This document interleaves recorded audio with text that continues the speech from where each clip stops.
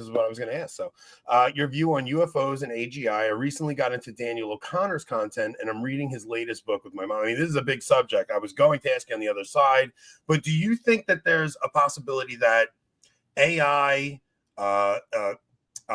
the alien thing, like they're talking about disclosure, do you think there's do you think there's any connection to the Antichrist with those topics, or do you think we just have to kind of take these things as they come and figure them out moment by moment? Well, it's kind of funny because it's probably the same guy that got you canceled was trying to get us canceled in the location we're at. But I'm going to be giving a conference next month in Wisconsin on the very question of UFOs and all of that. And basically in there, I based some of it on a book called Alien Intrusion, which is, I think it's by Gary Bates is the guy's name.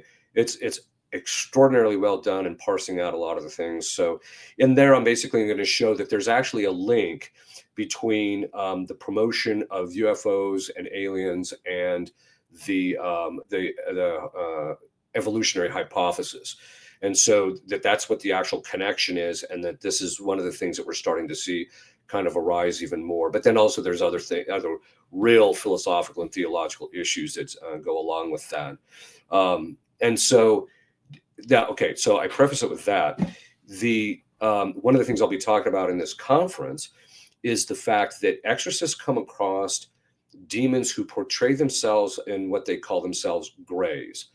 And they literally manifest looking exactly like these aliens that you see out there.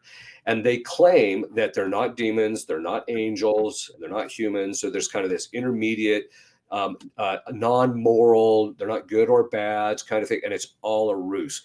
They're basically just demons doing that to get people to go down the rabbit holes. And there's been more than one exorcist that's actually had to deal with that. So does that have a connection to the Antichrist?